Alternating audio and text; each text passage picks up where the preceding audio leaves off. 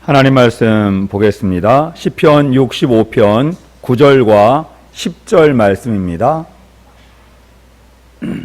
시편 65편 9절 10절 말씀입니다.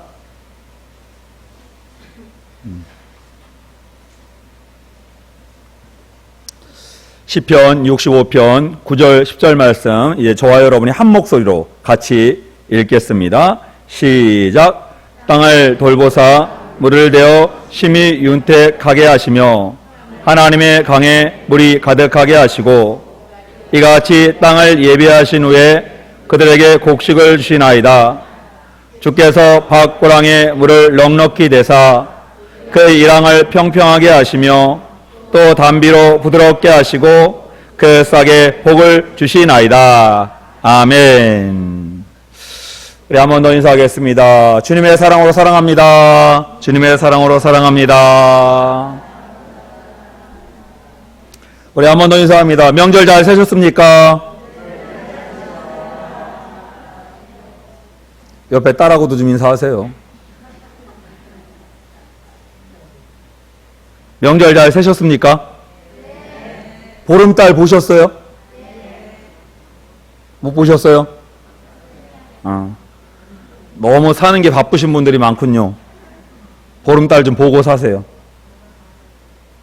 추석날 새벽에 나오는데 그날 보름달은 우리 영진노약 아파트 저쪽 101동인가? 정확한 동은 모르겠는데 일단 이쪽 편에 딱 걸려 있더라고요. 아, 보름달이 떴긴 떴구나 싶은데 참 마음이 흐뭇했습니다.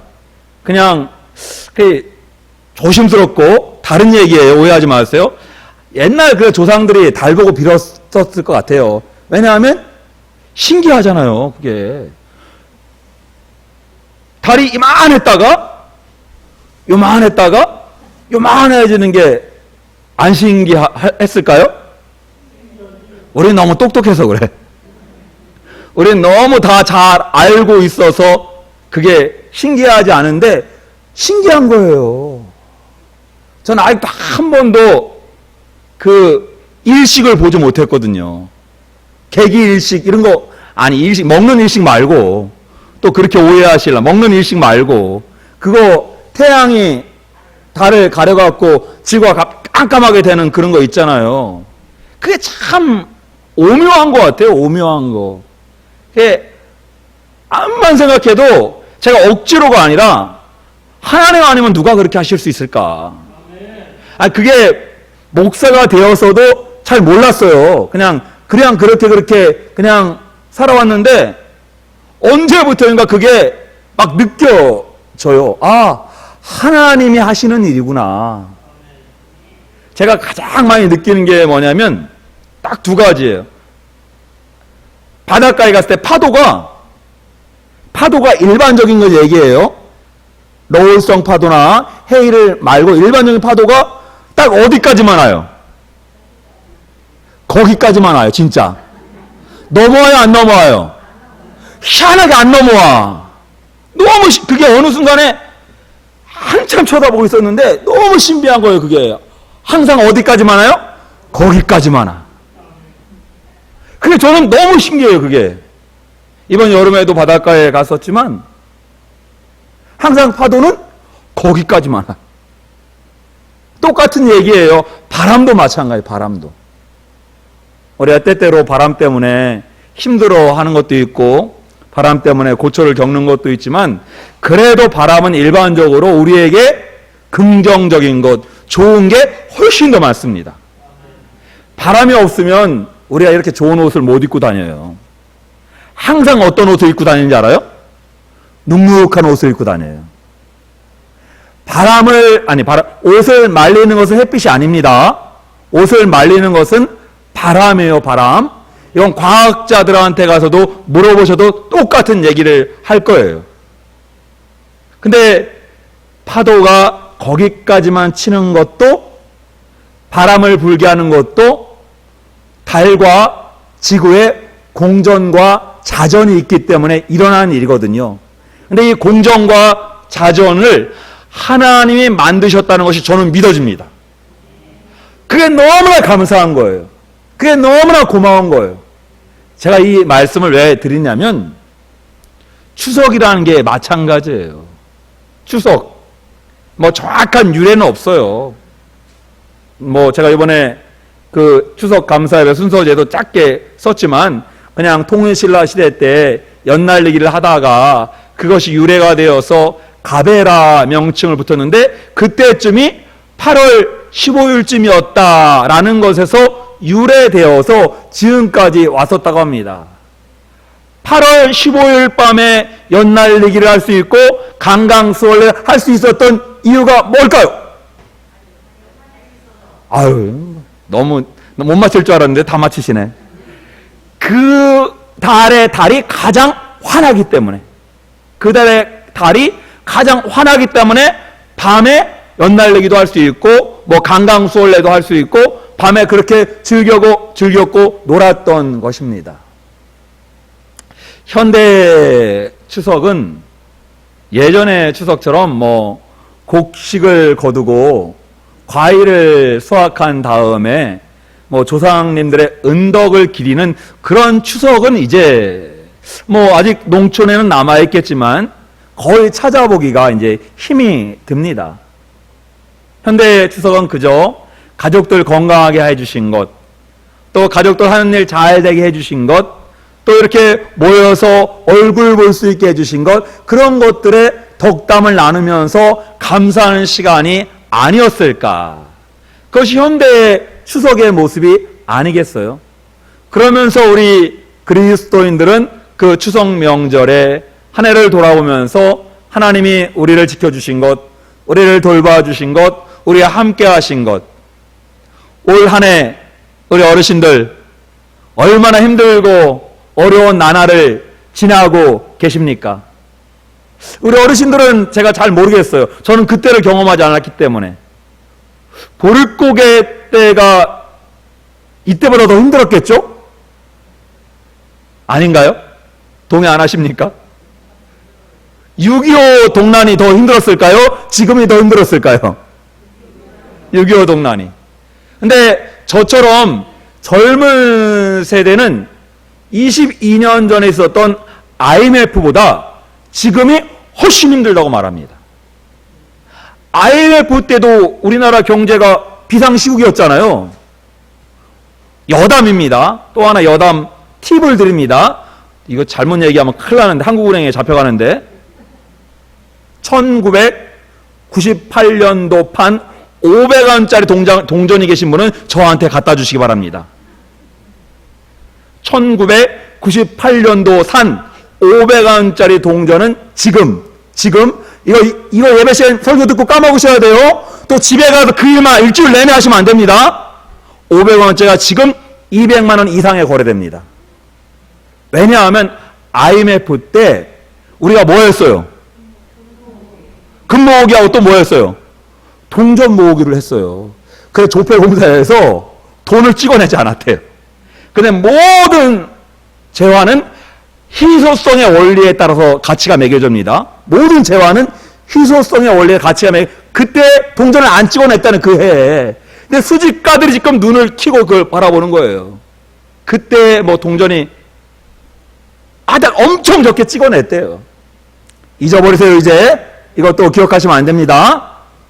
여하튼 간에 지금 우리나라 대한민국이 코로나19로 말미암아 참 힘들고 어려운 시절을 보내고 있어도 정말 감사한 것은 아무리 교회가 모이기 힘들다고 하고 예배가 참 어렵다고 하는 세대라고 하더라도 이렇게 모일 수 있는 것이, 함께 할 수 있는 것이 하나님의 은혜와 축복인 줄로 믿습니다.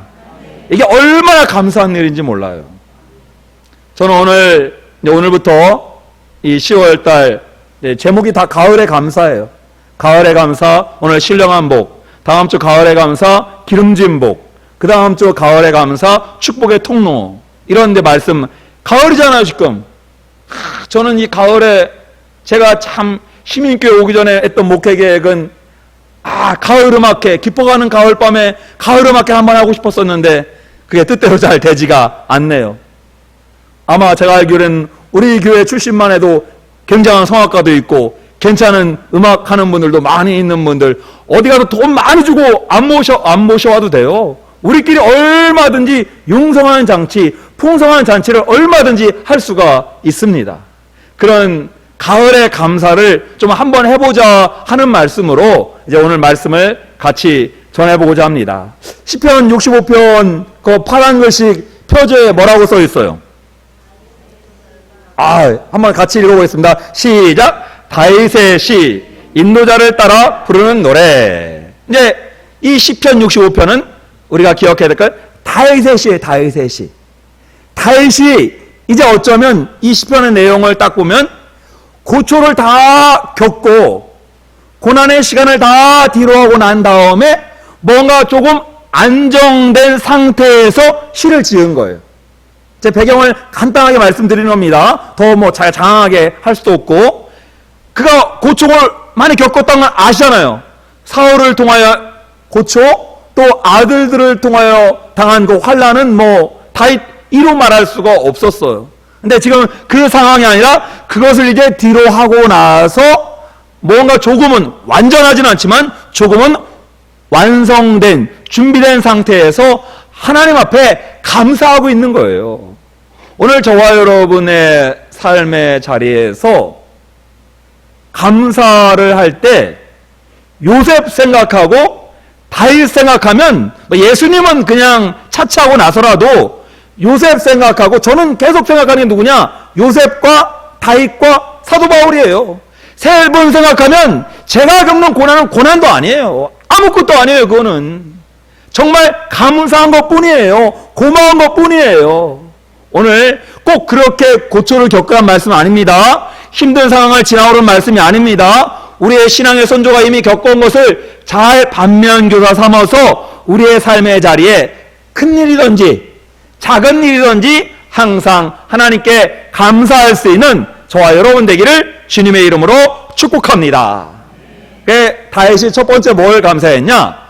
물을 데워주신 것에 감사했어요. 9절 말씀을 제가 한번 더 읽습니다. 제가 읽습니다. 그냥 땅을 돌보사 물을 데워 심히 윤택하게 하셨다라고 9절 상반절에 말씀하고 있습니다. 땅을 돌보사, 이 말씀이 참 중요한 말이에요. 조금 전에 피난길에서 전쟁통에는 땅을 돌아볼 그런 여유나 그런 시간이 있었을까요? 없었을까요? 없었어요. 그때는. 아이고, 뭐 도망다니기 바쁘고 블레셋과 암몬과 모압과 에돔과 아람과 전쟁 치르기에 바빴는데 언제 다윗이 주변을 돌아보면서 자기의 삶을 감사할 시간이 없었어요. 그러나 이제는 조금 여유가 있다는 거예요. 돌아보고 나니까 아하, 하나님이 땅을 돌보아 주셨구나라는 것을 다윗이 깨닫게 된 거예요. 이건 어쩌면 다윗뿐만 아니라 이 이스라엘 민족 전체에 주신 하나님의 은혜입니다. 그들은 본래 농경 문화가 아니었습니다. 그건 유랑 민족이었어요. 목축을 치는 사람들이었어요. 목축을 치는 사람의 특징은 어디를 다녀요? 초장을 따라 다니는 거예요. 풀이 많은 곳을 따라 다니는 사람들입니다. 그러나 그들이 이제 가나안 땅에 들어와서 왕조를 시작하고 난 다음에 그들이 이제 농경 문화가 시작된 거예요. 그러나 통일왕국 첫째 왕 사울왕 때에는 아직 그 농경 문화가 완전한 정착을 이루지 못했어요. 끊임없이 싸움을 했거든요. 다윗 왕의 초기도 마찬가지입니다. 다윗 왕의 초기는 그의 왕정을 위해서 사울의 왕권과 끊임없이 싸워야 됐고, 또 자식들의 왕자의 난을 통하여서도 그가 피난길, 도망자의 신세까지 가야만 됐습니다. 그리고 난 후에도 끊임없이 주변 국가들과 싸웠습니다. 그러한 상황과 그러한 배경 가운데 이 모든 것을 이루게 하신 분은 하나님이시구나. 나를 언제 돌아봤냐? 모든 걸 다 끝나고 난 다음에 땅을 돌아보니까 어쩌면 땅이 그렇게 기름져 있을 수가 없었어요. 왠지 아세요? 왠지 아세요? 이거 대답을 못 하시네. 그동안 땅에서 안 해먹었기 때문에. 그거 아세요? 땅을 놀리면 놀릴수록 땅은 기름져집니다. 이건 자연의 이치예요. 제가 그 동네에 살았어요. 인삼 농사가 그렇더라고요. 저는 인삼 농사를 지면 바로 또 심을 수 있는 줄 알았더니 그게 아니에요. 논에서 지면 5년, 밭에서 지면 10년이 지나야 또 거기에 씨를 뿌릴 수가 있더라고요. 땅은 놀리면 놀릴수록 기름져지는 거예요. 다윗이 그걸 깨달았어요. 그동안 하나님께서 나에게 이러한 고초와 역경과 힘든 상황을 주신 것은 나와 나의 후대 자손들에게 하나님이 더 큰 은혜를 주시고자 하는 그런 예비하심이구나 라는 것을 다윗은 깨달았습니다. 오늘 저와 여러분의 삶의 자리에 어떠한 일이 닥쳤든지 어떠한 상황 가운데 거하든지 그것을 하나님이 왜 나에게 이렇게 겪게 하실까? 하나님이 내 이런 상황을 왜 닥치게 하실까? 하나님이 왜 나를 이렇게 몰아가실까라고 하나님 중심적으로 한번 생각해 보시기 바랍니다. 내 중심적으로 아니라 하나님 입장에서 한번 서서 생각해 보실 때 하나님께서 우리에게 예비하신 은혜를 주시고자 하시는 것, 예비하신 축복을 주시고자 하시는 것이 깨달아질 때 그것이 하나님의 은총인 줄로 믿습니다. 거기에 물을 대어 심히 윤택하게 하신다. 농경사회에서 물은 필수 불가결한 것이죠. 절대 없어서는 안 될 것이 물입니다. 근데 꼭 물이 농사하는 데만 필요한 게 아니에요. 사람에게도, 목축에게도, 짐승에게도 다 필요한 게 물입니다. 근데 다윗은 알았습니다. 오늘 말씀 그대로 이 물을 주신 분이 누구라고요? 전능하신 하나님이십니다. 오늘 저와 여러분의 삶의 자리에서 크고 작은 은혜를 받을 때 우리가 보통 물은 은혜의 젖줄, 은혜의 강물 그렇게 얘기를 하잖아요. 크고 작은 은혜를 받을 때 그 은혜를 주시는 분이 누구신가? 어떤 사업하는 분이 입찰을 할 때 그 입찰 경영에서 뭔가 하늘을 잘 따냈어요. 그것이 정말 하나님의 은혜라고 느껴질 때 그것을 통하여서 하나님의 축복이 임하는 줄로 믿습니다. 어떤 분이 그렇게 고백을 하더라고요. 요즘 거의 대부분의 입찰이 최저가 입찰이잖아요. 가장 낮은 금액. 그게 이제 문제가 되기도 하는데 어떤 분이 그랬다요. 도저히 그렇게는 수지타산이 안 맞으니까 그냥 자기가 딱 생각한 데에서 조금 더 적어서 냈대요. 적어서 냈대요. 그런데 자기가 딱 된 거예요. 거기서 입찰이 딱 된 거예요. 그래서 주변 많은 사람들한테 물어볼 수는 없지만 주변 사람들에 물어보니까 다 안 될 줄 알고 그냥 다 금액을 크게 적어놨다는 거예요. 금액을 다 그냥 어려우니까 손해볼 수는 없으니까 최저가 입찰한다고 해서 그냥 원가로 안 되게 할 수는 없으니까 그냥 다들 금액을 크게 적어냈다는 거예요. 그래놓고 그분이 고백하는 말이 그 하나님의 은혜였습니다. 하나님의 사랑이었습니다. 고백하는 거예요.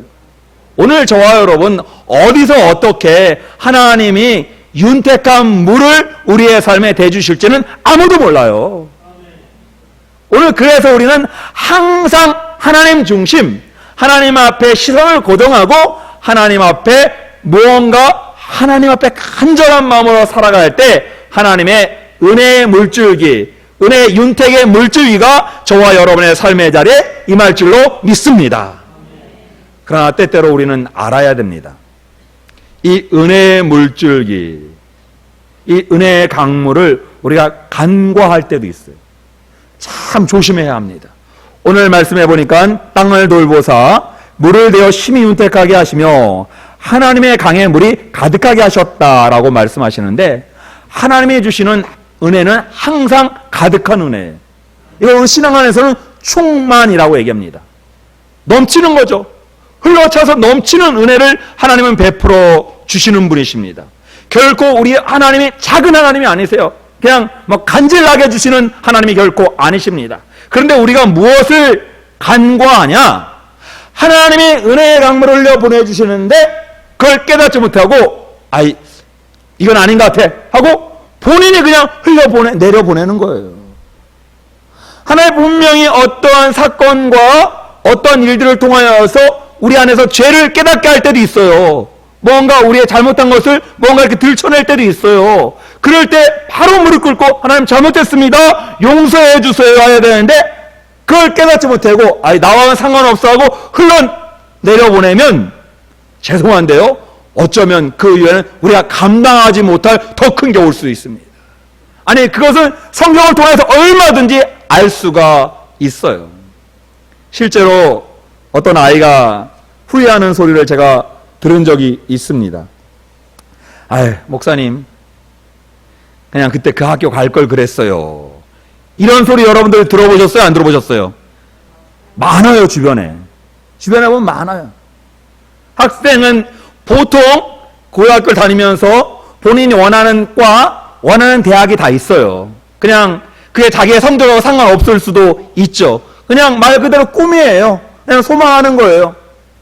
그런데 성적이 그만큼 안 됐을 때 주변에서 요즘 굉장히 조건이 많잖아요. 그런 대학교 들어가는 그 전형이 엄청나게 많은 것을 통해서 누가 이렇게 코치를 해준대. 한번 그거 넣어봐. 실용음악과 한번 넣어봐.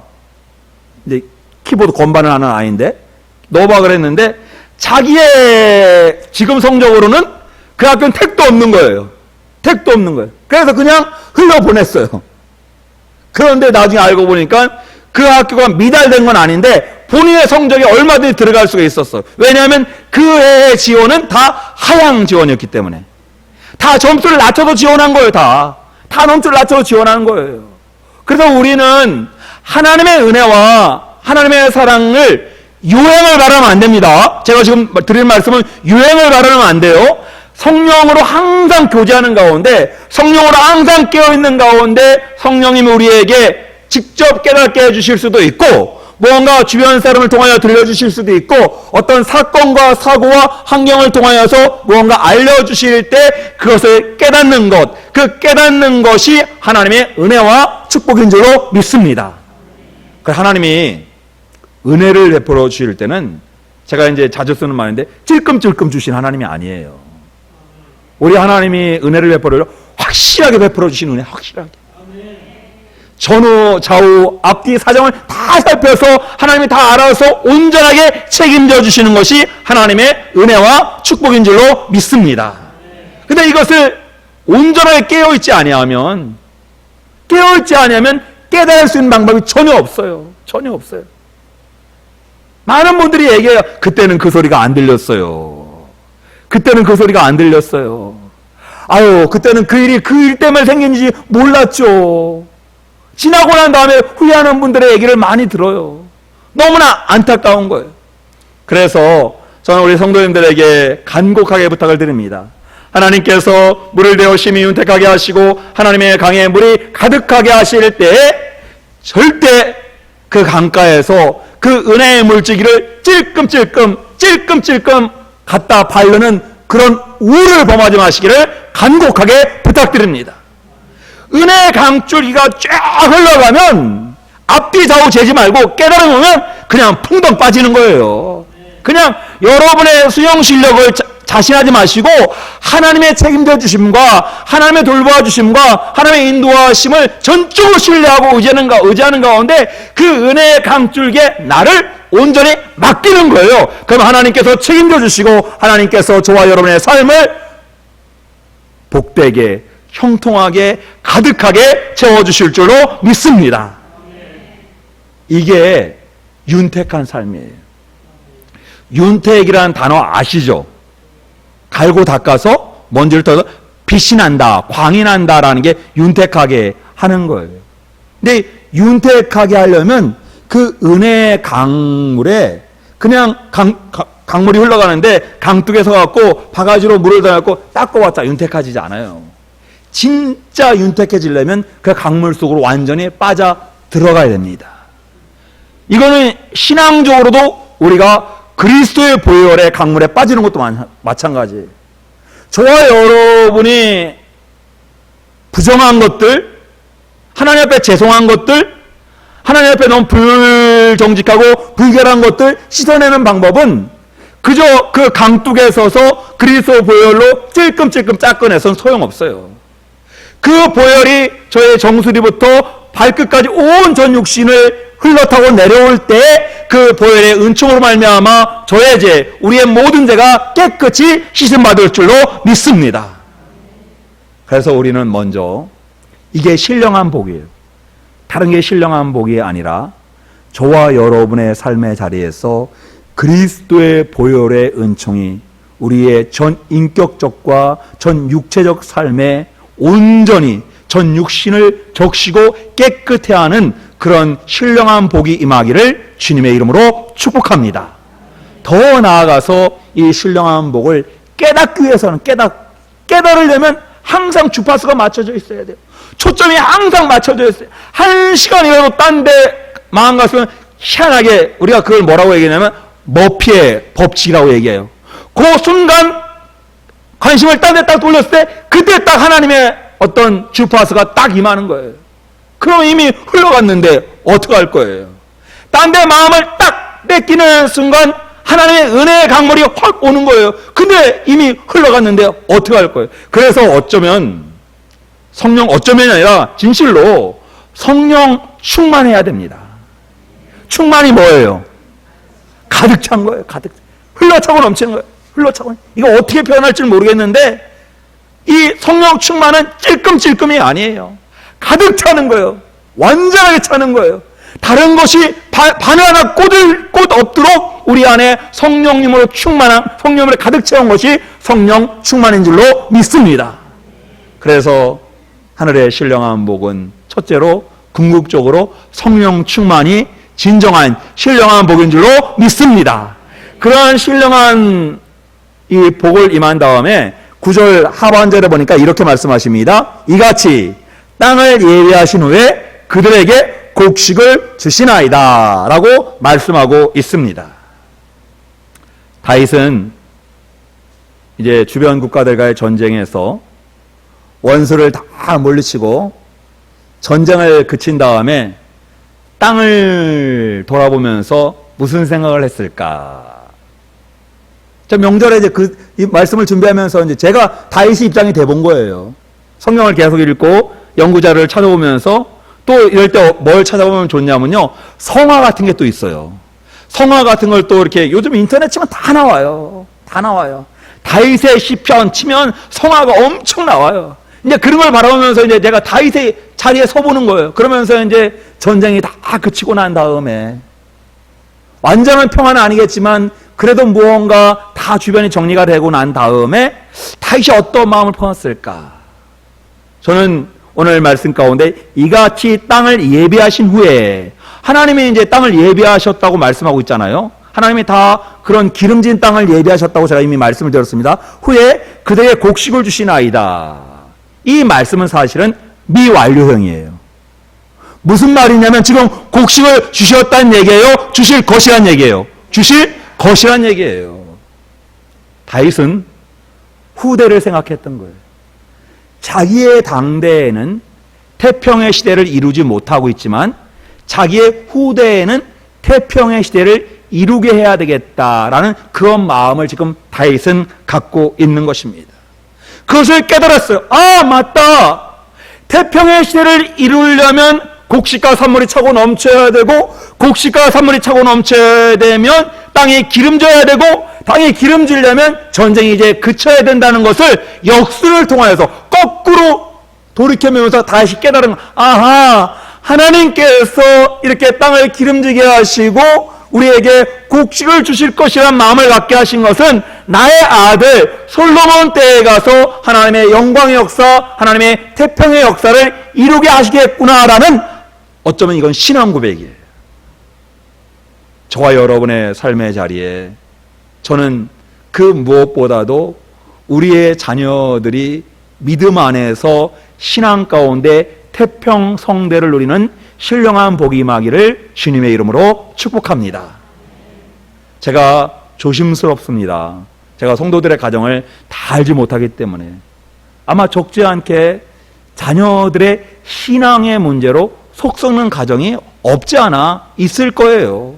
뭐 우리 시민교회 성도들 100가정 다 온 가족이 다 예수 믿고 다 잘 섬기고 하나님에 충성한다? 그러면 얼마나 좋겠습니까? 얼마나 감사하겠어요. 근데 아마 그렇지 못한 가정도 있을 것입니다.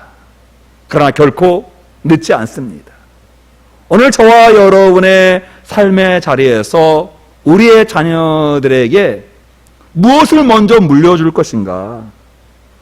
정말 우리의 부모님 세대는 먹지 않고 자지 않고 우리의 자녀들을 죽어라 공부시켰어요. 정말 주변에서 무슨 공부야? 아이고 고등학교 졸업하면 취업시켰죠. 공장 가라 공장 가라 그래.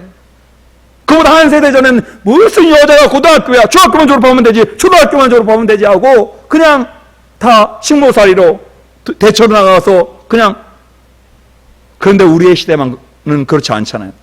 할 수만 있으면 우리의 자녀들이 하고 싶은 대로 공부하는 뒷바라지 하려고 하고 아이들 공부 많이 시켜갖고 대처해 나가서 더 크게 성공하기를 바라는 것이 아마 모든 부모님들의 마음일 것입니다. 다윗의 마음도 그랬어요. 같은 마음일 거예요. 그런데 문제는 다윗도 아차 싶은 것이 있었을 것이고 오늘 우리들도 마찬가지입니다만 정말 물려줘야 될 것이 하나님 앞에서의 신실함이 되어야 하는데 그것이 그런 것이 아니라 세상에서 잘 나가는 것, 물질의 어떤 만족을 누리며 사는 것, 죄송합니다만 주변 다른 아줌마들한테 꿀리지 않으려고 하는 것, 우리 딸은 이런 데 시집갔다, 우리 아들은 이런 직장에 들어갔다, 이러한 것들이 혹시나 우리의 대리 만족과 우리의 자녀가 우리의 소유됨으로 말미암아 우리의 자녀를 우리의 마음대로 기르고 양육하려고 했었던 적은 없었는지.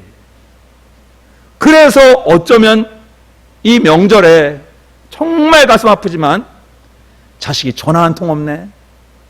아무리 코로나 때문에 못 온다 하더라도 전화 한 통 해줄 수 있잖아. 어머님, 이번 명절에는 코로나 때문에 못 갈 것 같아요. 아유 그래 오지마. 말은 했는데 그 말한다면 왜 이렇게 서운해? 왜 이렇게 속이 상해? 정말 저와 여러분의 삶의 자리에서 자녀들이 잘 되기를 바라는 마음 갖는 것 결코 나쁜 마음이 아닙니다. 많이 여러분의 자녀들이 잘 되고 번성하고 번창하고 축복받는 마음은 얼마든지 갖기를 주님의 이름으로 축복합니다. 그러나 그 마음 가운데 앞서야 될 것이 신령한 복이 되어야 되지, 이 땅의 복으로 그 마음이 앞설 때는 그 또한 책임은 그 부모가 져야 합니다. 어쩔 수가 없어요. 그건 어쩔 수가 없어요. 오늘 아마 다윗은 나중에 솔로몬의 후대의 삶을 알았다면 통탄하지 않았을까? 통탄하지 않았을까? 그런 거 있어요. 왜 부모에 솔로몬이 고생했을까요? 안 했을까요? 안 했어요. 했어요. 솔로몬 무지하게 고생한 사람이에요. 솔로몬이 성경마다 기록마다 좀 다른데 다윗의 10번째 아들이에요. 6 아들은 헤브론에서 태어났고 4 아들은 예루살렘에 태어났는데 내 아들이야. 또 6 아들이 예루살렘에 태어났는데 그 중에 4번째가 솔로몬이었어요. 솔로몬 그래도 늦게 태어난 아들인데 이 늦게 태어난 아들이 아버지 다윗과 고생할 만큼 다 했어요. 엄청 도망 다닐 때 솔로몬은 뭐 놓고 도망 다녔을까요? 아니 그 애기도 다 데리고 도망갔던 거예요. 이런 생활 잘 안 하시죠? 솔로몬도 그 애 어렸을 때 얼마나 고생하면서 자란 아버지 도망자 신세에 있을 때 아버지가 누구한테까지 도망됐어요? 그의 형 압살롬의 솔로몬의 이복형이에요. 이복형. 다윗의 셋째 아들이에요. 셋째 아들. 그 압살롬에게 도망 다닐 때도 솔로몬도 같이 도망 다닌 거예요. 형에게까지 죽을까봐. 그러면 아버지 다윗의 마음에 있어서 솔로몬이 애틋했겠어요? 안 애틋했어요? 애틋했죠. 그래서 왜 이건 제가 그냥 드리는 말씀이 아니라 정말 다윗이 솔로몬에게 제대로 바른 신앙을 가르쳐 줬다란 성경의 기록이 없어요. 그걸 어디서 유추해 볼 수 있냐면 우리가 신명기 17장에 보면 우리가 신학자들이 붙이는 제목이에요. 왕의 교육헌장이 나와요. 왕의 교육헌장이 나와요. 그 왕은 율법 등사본을 항상 옆에 비춰놓고 읽으라고 신명기 17장에 되어 있어요. 그때 왕은 절대 해선 안 돼 세 가지가 있습니다. 왕은 절대 해선 안 돼 세 가지. 첫째, 말을 많이 갖지 마라. 말을 많이 갖지 말라고. 두 번째 뭐냐? 은금을 많이 갖지 말라. 은금. 세 번째 뭐냐? 여자를 많이 갖지 말라. 그런데 하나님이 왕의 교육헌장에 하지 말라고 하는 세 가지를 솔로몬은 다 해요. 그게 아마도 다윗이 뒤에 딱 찍어박히게 그걸 교육했으면 그 정도까지 세 가지 중에 한 가지는 안 했을까요? 세 가지 중에 두 가지는 하지 않았을까요? 근데 세 가지 하지 말라는 것을 다 해요 나중에. 오늘 그 말씀을 통하여 우리가 다윗이 솔로몬을 애틋하게 볼 수 있는 마음은 있었지만 정말 자기가 하나님을 의뢰하고 하나님을 신뢰했던 것을 바르게 잘 가르쳤으면 솔로몬의 후대가 그렇게까지는 되지 않았을 텐데 오늘 다른 말씀을 드리고자 함이 아닙니다. 오늘 하나님은 분명히 우리의 자녀들에게 우리 어버이의 신앙을 바르게 제대로 온전히 잘 전달하면 하나님이 우리의 자녀들의 곡식도 차고 넘치게 하실 줄로 믿습니다. 신앙만 저는 바로 서면 물질의 복은 아무것도 아니라고 봅니다. 신앙만 바로 서면 사람의 인간 관계의 복은 아무것도 아니라고 봅니다. 신앙만 바로 서면 세상 삶 가운데 믿음으로 아무리 세상에서 우리를 공격하고 세상에 믿는 자를 힘들게 할지라도 신앙만 바로 서면 세상에서 그 삶이 형통하고 온전하게 될 줄로 믿습니다. 왜냐하면 그 복을 주시는 분이 누구시라고요? 하나님이십니다. 그리고 하나님이 약속하셨습니다. 그들에게 곡식을 주시나이다. 이건 다윗의 고백이지만 하나님의 약속이에요. 그러면 10절 말씀을 한번 더 읽겠습니다. 10절 말씀입니다. 시작. 주께서 밭고랑에 물을 넉넉히 대사 그 이랑을 평평하게 하시며 또 단비로 부드럽게 하시고 그 싹에 복을 주시나이다. 아멘. 고랑과 이랑은 삶의 굴곡이죠. 고랑은 이제 식물을 심을 때 쑥 들어간 곳을 고랑이라고 합니다. 이제 물이 흘러가거나 비료 같은 걸 주는 것들. 이랑은 이렇게 식물을 심을 때 북을 돋고 이렇게 흙을 모아놓은 것을 이랑이라고 말을 합니다. 인생에 있어서는 항상 고랑과 이랑이 있을 수가 있어요. 항상 뚝뚝뚝뚝 올라가는 사람이 뭐 있을 수도 있겠지만 저는 잘 모르겠어요. 근데 대부분의 사람들은 인생에 고랑과 이랑이 다 있습니다. 그 이랑 좀 낮아질 때 우리는 그때도 하나님의 은혜의 물이 우리의 삶의 자리에 흐른다는 것을 깨달아야 됩니다. 하나님 안 계신가요? 하나님 없습니까? 너무 힘들고 그럴 수 있죠. 근데 깨달아야 돼요. 이렇게 힘들고 어려울 때도 하나님 우리와 함께 하신다. 그때 우리가 이 이랑의 복을 돋고 뭔가 식물이 잘 자라고 뭔가 우리가 잘 되는 거에 형통할 때가 할 때도 우리가 하나님의 은혜를 잊으면 안 됩니다. 어쩌면 우리는 그때 더 많이 감사해야 돼요. 더 하나님에 매달려야 돼요. 하나님, 이 은혜를 잊지 않게 해주십시오. 이 감사를 잊지 않게 해주십시오라고 하나님께 매달릴 수 있는 고랑과 이랑의 신앙이 저와 여러분의 있기를 주님의 이름으로 축복합니다. 그럴 때 하나님이 단비로 땅을 부드럽게 하시고 또 싹에 복을 주신다라고 말씀하고 있습니다. 우리가 하는 것 같지만 다 하나님이 이른 비와 늦은 비를 알아서 주시는 거예요. 하나님이 다 때가 되어야만 그 싹도 틔우게 하시고 자라게 하시는 겁니다. 그건 우리가 하는 게 아니에요. 저는 이게 어느 순간 믿어질 때 자식 키우는 게 그렇게 수월해요. 너무 감사하고 별 그렇게 힘이 들지 않아요. 왜냐하면 누가 하신다고요? 하나님이 하시기 때문에. 그래서 저는 더 하나님께 매달리는 거예요. 하나님 주변에서 말합니다. 애 좀 더 커봐. 아이고 애가 좀 더 커보면 그런 말 나오나. 그때는 그런 고백할 수 있게 하나님 도와달라 기도하는 거예요. 주변 사람들 말 듣고 그거 어떡하지? 목사가 이렇게 있으면 안 되잖아요. 저희 친구들은 벌써 다 거의 대부분 다 군대 갔다 오고 직장생활로 이런 자녀들이 많이 있거든요. 그럴 땐 얘기를 하는 거예요. 그때가 예쁜 줄 알아. 신앙이 돼갖고 지금도 이쁜 줄 알아야지 얘기하면 이제 신앙으로 얘기하면 할 말은 없죠. 저와 여러분의 삶의 자리에 고랑과 이랑의 신앙 가운데 은혜에 물들어주시는 분도, 또 흙을 부슬부슬하게 하는 것 담비잖아요. 담비는 달콤한 비 말 그대로 가장 최적의 상태로 주시는 것이 담비예요. 그건 하나님이 가장 딱 맞춰주는 거예요. 그걸 우리말로 뭐라고요? 안성 맞춤이라고 얘기해요. 저는 그래서 하나님의 복은 안성 맞춤의 복에 딱 맞는 복을 주시는 거예요. 그 문제는 내가 내팽개쳐서 그렇지. 그런 거 아시잖아요. 부모가 자녀에게 요때는 딱 요 옷이 이 계절이 이쁠 것 같아서 요 딱 가을에 트렌치 코트를 딱 사주면 자녀들이 딱 받아갖고 다 받아 입으면 좋을 텐데, 다 자녀들이 그렇게 받아 입던가요? 어때요?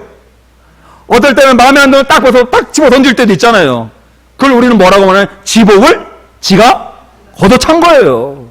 신앙 안에서도 그런 일이 얼마든지 있을 수 있어요. 신앙 안에서도 하나님의 복은 안성맞춤의 복이에요. 하나님이 딱 필요 역자에 가장 좋을 때, 가장 합당할 때 주시는데 내가 그때 싫은 거야. 예를 들어 요거 하나만 하고, 하나님이 이번에 명절을 통해서 어떤 형제와 화해하라고 자꾸만 마음에 부딪힘을 주시는 거예요. 자꾸만 마음에 불편함을 주시는 거예요. 그러면 이 명절에 화해했으면 얼마나 좋았어. 이 명절 화해했으면 아마 엄청 쉽게 지나갔을 거예요. 동생, 그때 내가 미안했어. 내가 그때 좀 말이 심했지? 아, 형님 뭐요? 뭐 다 지난 일인데. 아유, 뭐 예수 믿는 사람까지 다 용서하고 화해하고 살아야죠. 끝. 근데 그 불편함을 그대로 가지고 있으면서도 명절에 왔는데도 딱 끼고 짱 돌리고, 밥을 먹는데도 저 멀찌감치 떨어가는 더 먹고, 은혜, 하나님이 딱 맞춰서 주신 은혜의 복을 차버린 거예요. 우리의 삶의 자리에는 얼마든지 이런 일들이 많고 많아요. 진짜 많아요. 그래서 우리는 항상 성령 충만한 가운데 하나님과의 신앙의 주파수를 맞추고 살아가면 하나님이 베풀어 주시는 안성 맞춤의 복, 딱 맞아떨어지는, 오늘 말씀 그대로 담비로 부드럽게 하시고 그 싹에 복을 주시는 하나님의 은혜가 저와 여러분의 삶의 자리에 이루어질 줄로 믿습니다. 그렇지만 늦지 않았습니다. 오늘도 말씀을 듣고 깨닫고 이제 저와 여러분의 삶의 자리에 돌아가서 말씀이 우리 안에서 역사할 때, 복음의 능력이 우리 안에서 우리에게 신비롭게 감동을 주실 때, 우리는 그 복음의 능력에 순종하고 복음의 능력에 따라서 행하면 거기에 하나님의 담배의 역사가 나타나기를 주님의 이름으로 축복합니다. 기도하겠습니다. 사랑과 은혜가 충만하신 아버지 하나님, 감사합니다. 하나님의 은혜와 사랑 가운데 명절을 잘 보내고 거룩한 주일 이 저녁에도 하나님 전에 나와 예배합니다. 예배함의 말씀을 듣고 전하고 나누었습니다. 우리 안에 하나님의 말씀이, 복음의 능력이 우리를 새롭게 하여 주시고 복음의 능력이 우리에게 하늘의 지혜와 명철로 인도하여 주옵소서. 예수님의 이름으로 기도하옵나이다. 아멘.